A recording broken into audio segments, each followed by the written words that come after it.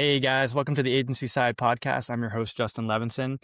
And today I'm joined with co founder and chief innovation officer of Sawhorse Productions, a full service production and post house in Los Angeles. Over the past 14 years, he's helped build Sawhorse into a go to creative partner for brands and platforms like Netflix, YouTube, the NFL, Lionsgate, and Pepsi, producing branded content in the form of video as well as immersive experience. Nic Hill, it's great to have you here on the show. Thanks for being here. My pleasure, Justin. Thank you for having me. Yeah. So to start off the conversation, maybe you can just briefly tell listeners how you got into this particular space. Yeah, my life story, how I got into this situation. Taking a few steps back, I grew up always as a creative. I really loved making movies with a home camcorder, and I really loved playing video games and just being creative and exploring art and lore as much as I could. And then as I sort of moved into my professional career, I focused on the video side. So I was creating, I got into the indie film world. So I was like on indie film sets as a director and an editor, putting stories together and kind of coming up during that time of the democratization of filmmaking, where it was like the digital revolution, where you didn't have to have super expensive cameras or super expensive edit bays. You could do everything with a camcorder and a home computer. So really kind of cut my chops on that, and then started a company which is Sawhorse, where we were making then branded content for all of these agencies, studios, and brands, short format video, creative video that could be run on all of the social platforms and distro platforms. So that was a big focus for us. And then during the pandemic, we had to kind of shut down because we couldn't be on set. A lot of what we would be shooting is with celebrities, with like sort of larger crews. So during the pandemic, that just completely killed all of that immediately. And didn't want to lay anybody off. We wanted to stay productive and stay, profitable. So we kind of grew into live streaming. So we did a ton of live streaming. We did a ton of remote shooting, where we would just send out camera kits and then kind of get on Zoom calls and coach people through it. Like the talent would be there, and then it would be like the talent's wife or the talent's husband holding Holding it cameras, together. and we're like directing them. And then I got a great opportunity because I had a close friend that worked at Roblox, and he reached out and said, look, there's all these brands that want to be on this platform, but there aren't a lot of companies, or especially agencies, that can explain to them how to show up, manage the project, the process, and then deliver results. So it's an area that I focused on, and we were able to create some projects that has really massive reach. And I really realized that it's a space that you can be ultra creative in, and you can still tell brand stories the same way we would do with video, but now you're doing it in a 3D immersive, gamified, persistent way. And so for the past, I would say, like 3.5, 4 years, I've sort of left the traditional side of the agency, and now I'm running the interactive side of the agency. And we're Yeah. building these immersive experiences for these brands on all the top UGC gaming platforms, as well as just leveraging new technology like Gen AI or augmented reality to build out these immersive experiences for brands and engage in younger audiences, way more immersive ways and deeper ways than standard video can offer. Yeah. Did you have a background in Roblox before? Were you pretty privy to it, or was your friend sort of like, hey, like this would be a cool opportunity, and were you kind of just getting hip to it then? Definitely just getting hip to it then. I had no background in Roblox. I had not even heard of it when he reached out. And now I think everyone's heard of it. But at the time, it wasn't as popular. I had no background in software development in general. Hmm. All my background was in video. So that was definitely a learning curve. I think the only consistency I had is I grew up as a gamer, playing video games. So I understand game design. I understand retention mechanics just from a high level. Like I understand like why people play games and why games are fun, Yeah. but actually how to make it was a sharp learning curve. I just had some understanding of the concept. Yeah. Where do you even begin if you don't know how to build a Roblox world? Did you start going to like Udemy to learn how to courses, or you just kind of trial and error it? That's a great question. I am not a developer or a coder per se. I went about it looking at it in the same way we approached video creation.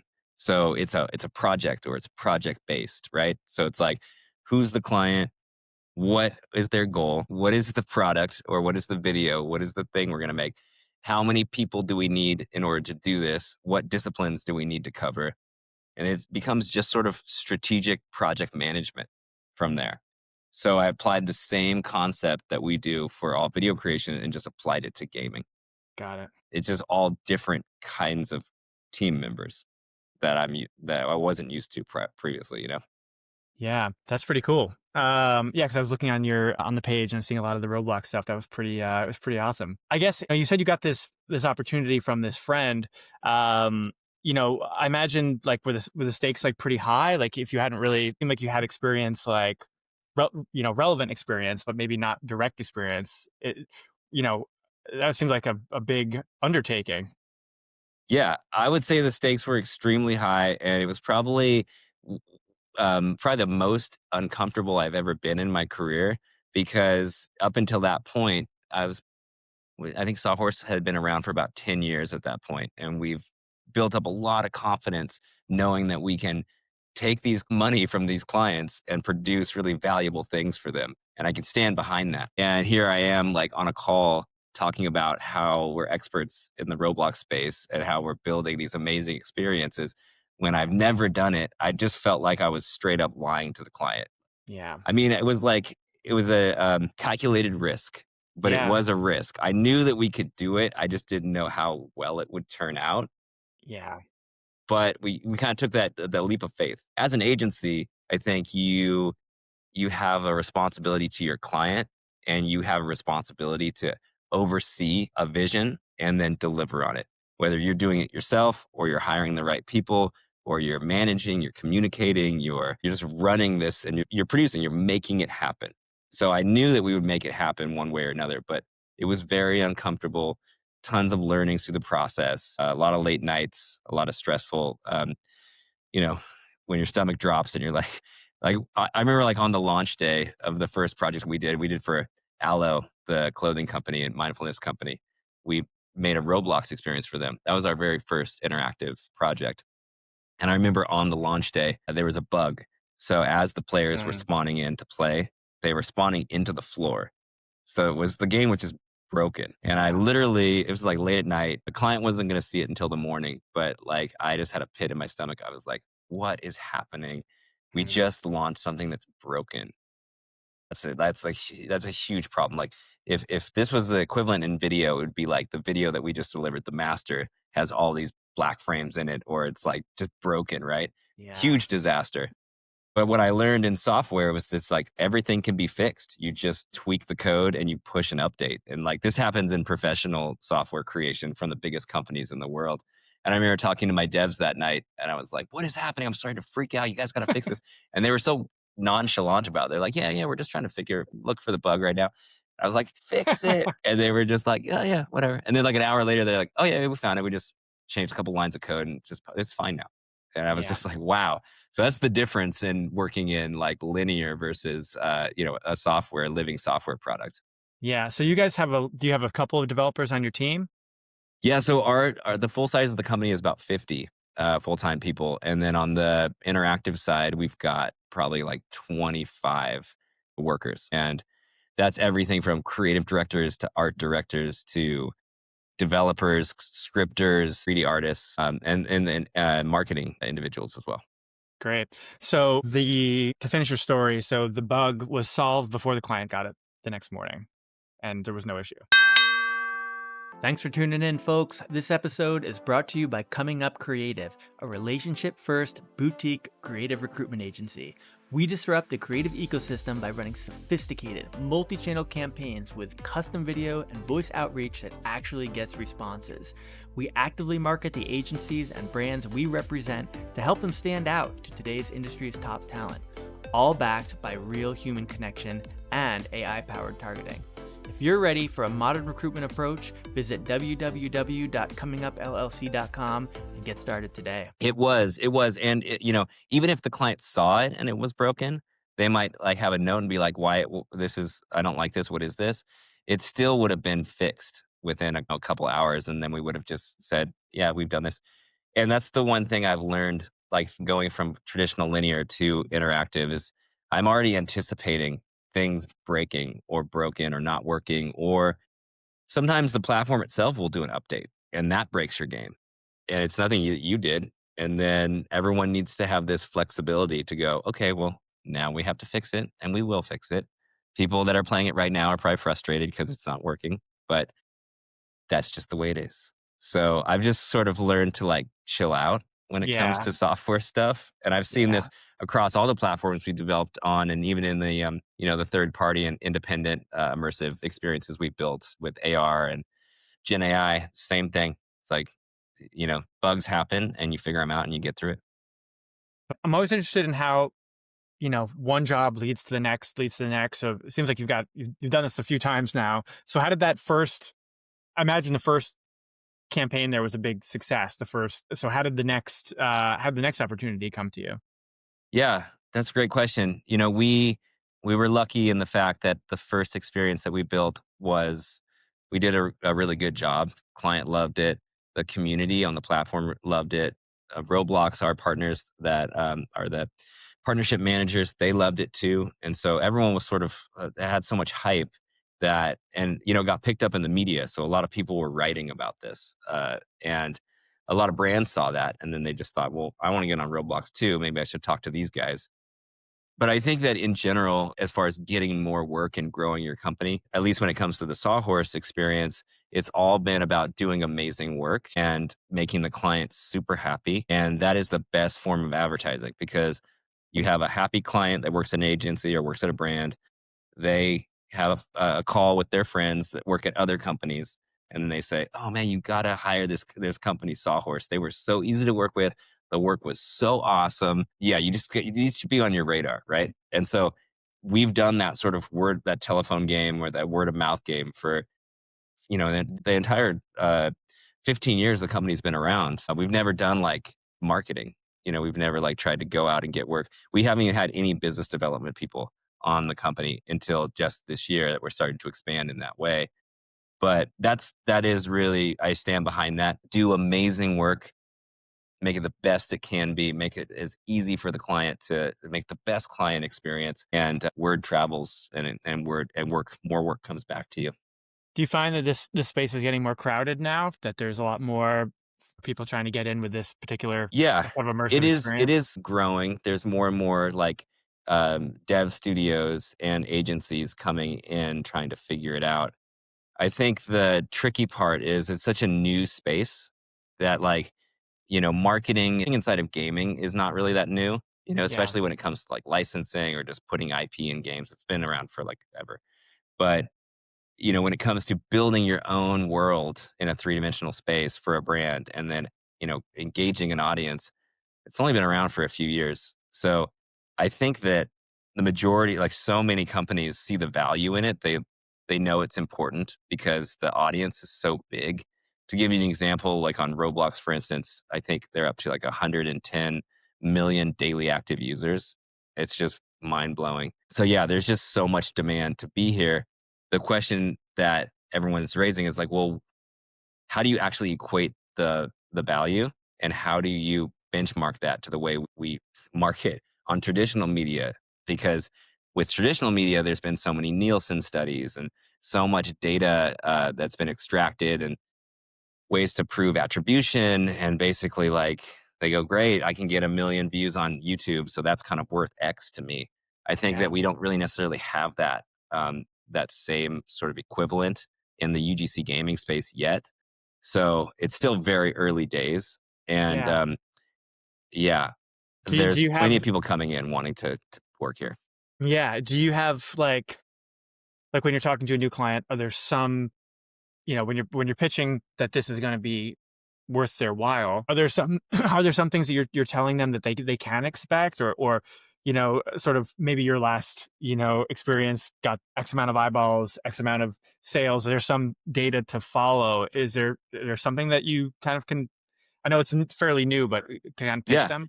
no, absolutely. I think we try to establish what the KPIs are for the clients on every project based on the budget and the timeline and the idea. We can kind of like project and say, I think we can get X amount of unique visitors to experience this piece of immersive marketing. We can kind of guesstimate how much time they're going to spend inside the experience.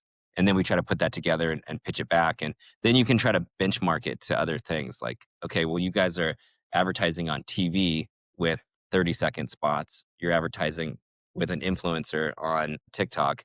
You, you might be spending X. The engagement time you're getting is pretty low.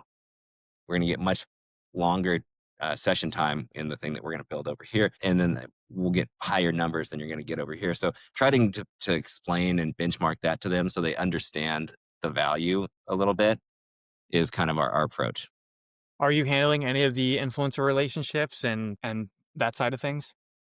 Yeah, so we're not like an agency that manages a bunch of influencers. They're like, we don't have a Yeah. roster, but Yeah. we, as a like sort of more holistic agency, we reach out and we partner with all kinds of different influencers. We bring them in, and then they kind of work with us to create more media to amp. Got it.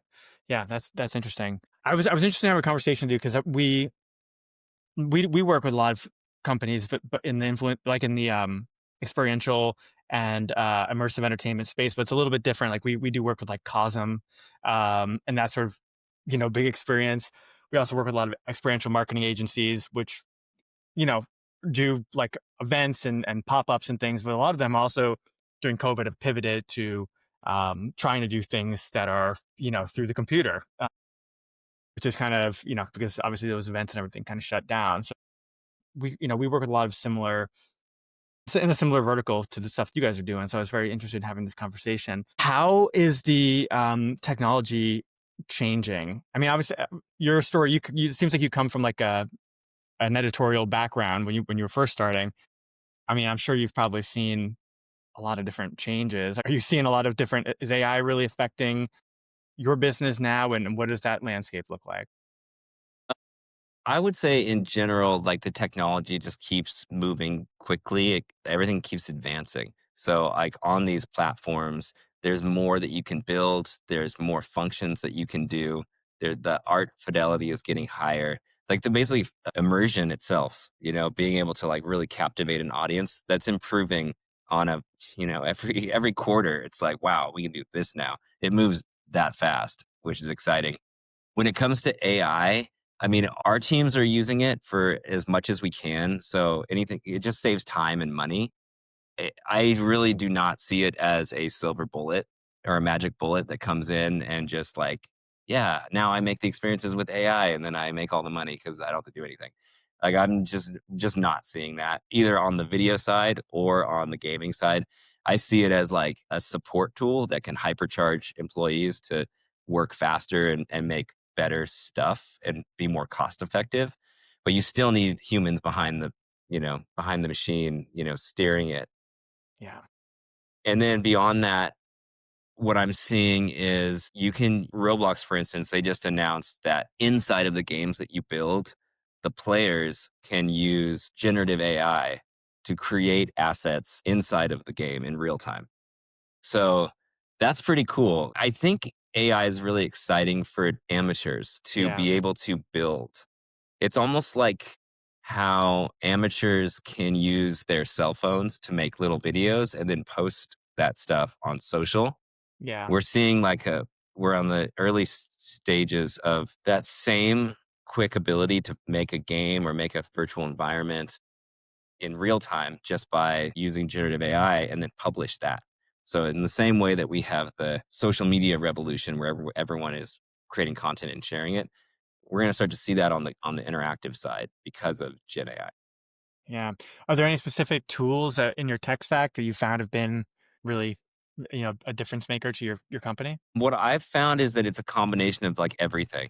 It's like one tool or one AI tool is not enough. So it's like we just keep hearing about a new one popping up all the time. And when it comes to creating a good piece of content and then getting it out, oftentimes that's a lot of traditional software that's being used, plus like 4 or 5 different AI pieces of software. And then all the pieces are put together by a professional, and then it's like an AI project and it goes Yeah, out, but it's still like gone through post production. It's like yeah, I very rarely will use like one Gen AI product in the tech stack and just export that and use it. Yep. No, that makes a lot of sense. I'm interested in your biggest win. Do you guys have? I mean, I know you told me about your sort of getting that first job. I mean, that sounds like a pretty like monumental win and kind of maybe in a way faking it till you make it. But now things are obviously you've made it. Um, do you have any big like yeah? What's sort of like the big success that you could tell us about? Yeah, I could think of like two moments that were big wins for the company that really helped us grow. And the first would be in the early days when we were making branded content. We were making like this very cost effective, simple, snackable video stuff for brands. A lot of smaller budget, smaller brands, smaller budget stuff. But the work was always really good. And I was wondering, like, well, how do you get to the next step? Like, I'm just going to keep doing the same thing. And I had a buddy who was like the VP over at Condé Nast Entertainment. So when Condé Nast, the big magazine conglomerate, was creating branded content, so they're taking like articles and they're taking the different ideas that the magazines were producing and they were making video content out of that. A buddy of mine was kind of overseeing that and he brought Sawhorse in to start producing content. So we were making stuff for like Teen Vogue and GQ and Wired and Golf Digest. And it was like a big scale moment where it was like, oh, you can do this 1 6-minute video. And then we knocked it out of the park. And they're like, cool, can you do like 20 of those for these 6 brands? And it's like, okay. So then it was like, we were able to actually hire more full time employees. And that really helped us sort of grow. It was a lot of growing pains and challenges and stress. But over the next like few years, we continued to keep that consistent volume influx. And so that helped the company grow. And then another moment I would mention is more recently when we won a contract to build a Roblox experience for Walmart. So obviously pretty massive brand came in. We were able to help them create an experience on Roblox that really connected well with the audience there and it performed extremely well. And that also grew in a really big way because the leadership at Walmart trusted us to help advise them on how to show up in virtual worlds beyond Roblox. So that's sort of where the agency side comes in, where it's like they are trusting us to help them with strategy on how to show up. And it's a partnership at that point. It's Yeah. not just a production company waiting for an RFP. What do you want me to build? All right, I'll just build it. Right. There's no thought there or less thought, still a lot of thought. But it's like, what are the business goals for the year? What are you trying to do? And then it's like, well, how can we ideate together? Like maybe we should show up on this platform. Maybe it should be that platform. This one doesn't make any sense. And then we work together to ideate, we creating the work from scratch and then doing the work. And we were able to bring Walmart to several different platforms. We created a two-sided marketplace online called Walmart Realm, and that's out there. Like it's all web-based, not even on a platform. We also brought them into Zepeto, which is like a fashion-based UGC gaming platform. A bunch of other places. It's just been a wild ride. Yeah, that's super cool. In your first when you talked about how you were scaling and that was a big growth moment. How did you guys go about finding talent and staffing up for the amount of work that was coming in? Are you talking about the first time with the video work or with the Yeah. immersive stuff? Yeah. Well, the Yeah. video side was easier because, we're based here in Los Angeles.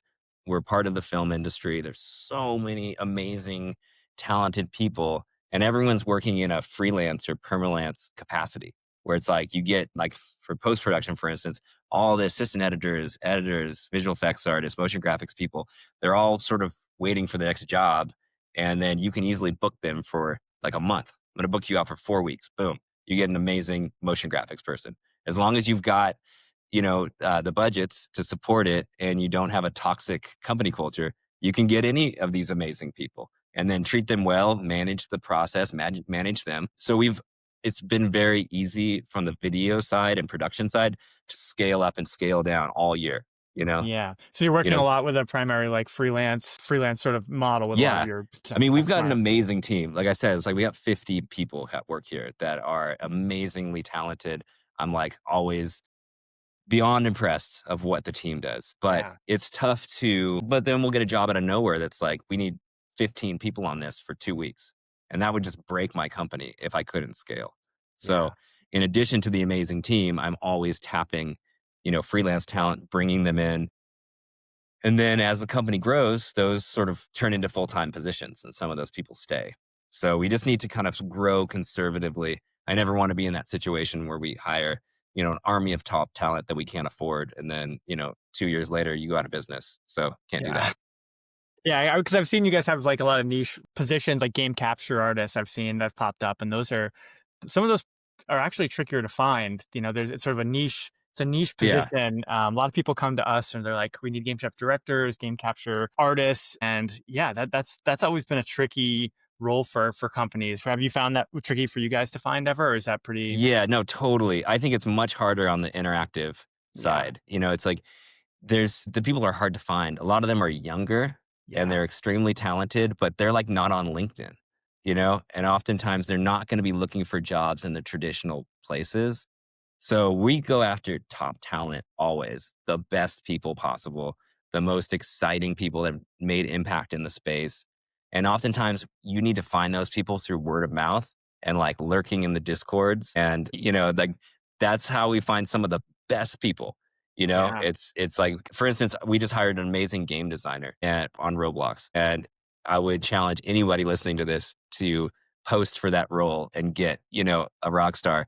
Not easy. We found this person through a friend of a friend who reached out through their personal connections. And this guy wasn't even looking for a job. He didn't even want to work. He had his other priorities. But I got on the phone with him. We convinced him to join the team. He joined us. He's stoked. We're stoked. And it's awesome.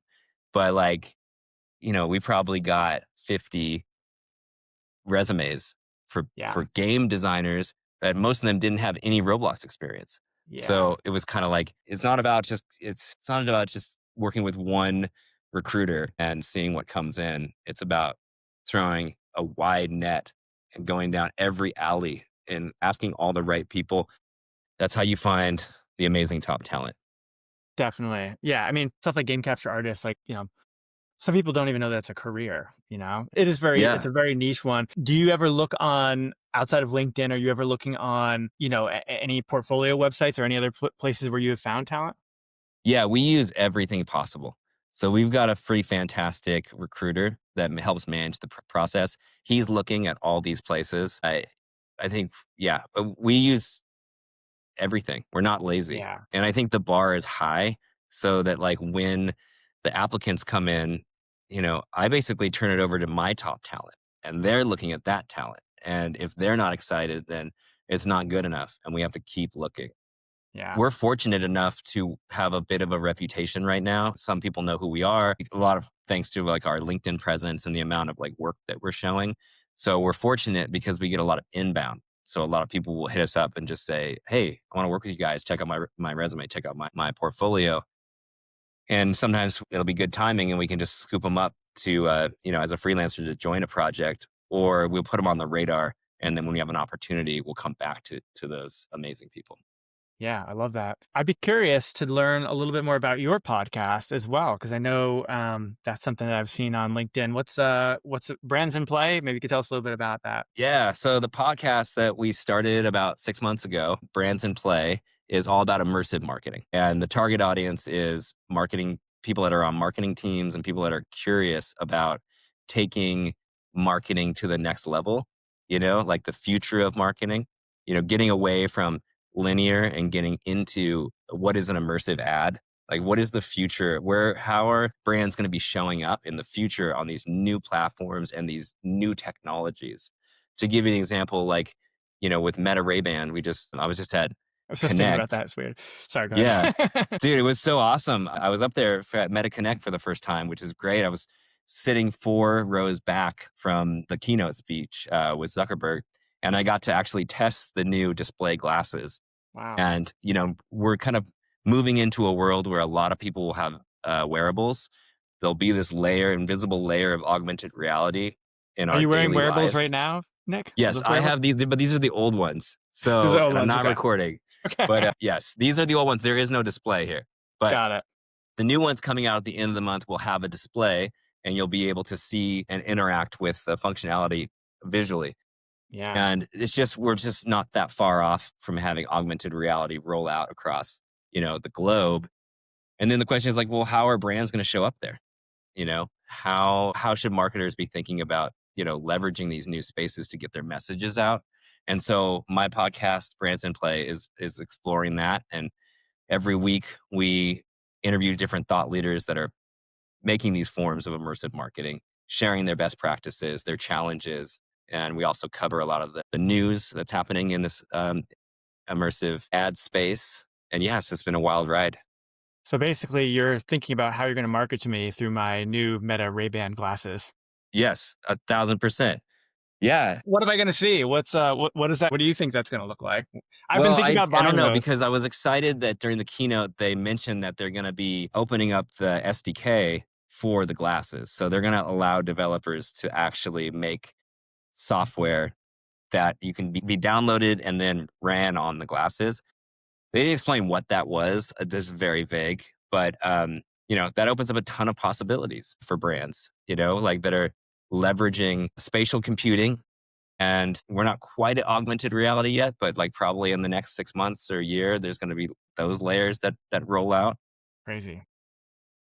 The opportunities are endless. I think, the first obvious one is like it's just in the real estate in the real world. Like you walk in down the street in a city, and you see all these big buildings. They're basically like they're prime real estate for ads. Yeah. So you're going to have a ton of brands coming in being like, cool, you're running that AR app as you walk down the street in New York City. It can Mm, identify surfaces and it can throw ads up on surfaces. Like that's not very creative or exciting, but yeah. it's there will be a demand for that. And I think that there's so many creative opportunities beyond that. Like, what if the characters jump out of the billboard and they're running around you on the street as you're walking down the street and they're telling you about the new product? I mean, there's just so many bizarre, fun, new ways to reach consumers. Yeah, it's like in Star Trek, like the holodeck or whatever, in like the Yes, the Picard one, holodeck. where you could like go in there and experience like that was pretty cool. Maybe that could end up in a Wild West Yeah, scene. hopefully it's more like the holodeck and less like the danger room. But Yeah, we'll see. yeah. Yeah, the future is coming. Like, I mean, I just rode in the Waymo for the first time last week for and that to me was just like insane. But I can imagine, wearing my headset, getting ads to me in the driverless car. I guess all that stuff is kind of coming sooner than later. We're in it now. Yeah. It's technology moves exponentially, and also the AI revolution is mind blowing, and it's going to send shockwaves through a lot of industries. There's going to be a lot of displacement and a lot of Yeah. changes coming. Yeah. A lot of our clients feel designers feeling the squeeze a lot, copywriters. Oh, we don't need a copywriter. We just have GPT. There's a lot of that sort of, which, there's going to be some shakeups for sure. But like you said before, I think having somebody behind the machines is always going to be paramount. Um, so outside of, this immersive world you build and everything here, maybe you could tell us what you do for fun outside of all this stuff. Personal question. Yeah. Yeah. Well, as a father of two young ones, I don't have a lot of free time. So a lot of my time is working and being a father, being a husband, and all that. But I love to go see live music as much as I can. I've really gotten into working out lately because I'm Nice. not getting any younger and I have to survive to support this family. So taking that seriously. I'm really into cycling. So I try to ride my bike around the neighborhood every time I get the chance. Yeah. I, I'm an ex graffiti writer. So I used to be a graffiti artist in San Francisco. I don't do much of that anymore. Although I just got asked to paint a mural at my kid's school. So I'm going to do that, which Nice. is cool. And then I dabbled in DJing for a while. So I've got like a DJ set up here at the house and I try to spin records and mix and stuff when I get the chance. That's super fun. I've got two little kids too. All of my hobbies have been destroyed, and I pretty much I'm pretty much doing a lot of it's parental stuff as well. I'm also a big music fan, and recently just turned 40, so I actually just got I think it was just that midlife crisis. I kind of hit. I went to my gym and I got a personal trainer to try to teach me how to at least use all of the gym equipment that they have. Nice. so I can, yeah, I'm trying to get on a fitness thing. So we'll see All the where young that goes. listeners, like, this is what happens. You're gonna get married, you're gonna have a couple kids, and then you're gonna have 0 time, and then you're gonna get really into working out and, going out to dinners, Yeah. and, that's your life. The working out to hopefully live longer and maybe decrease some of the anxiety, and the weight gain, because that seems like it's just yeah, hit 40, you can't eat like you did in your college days anymore. And Just, I don't drink really either. I have like one IPA and I'm like falling asleep in a chair. So I think yeah, yeah, that's what you can have to look forward to, where exactly. you're It's just gonna be getting great. one day closer to death every day. One day it just keeps heading in that direction. Man, that's dark.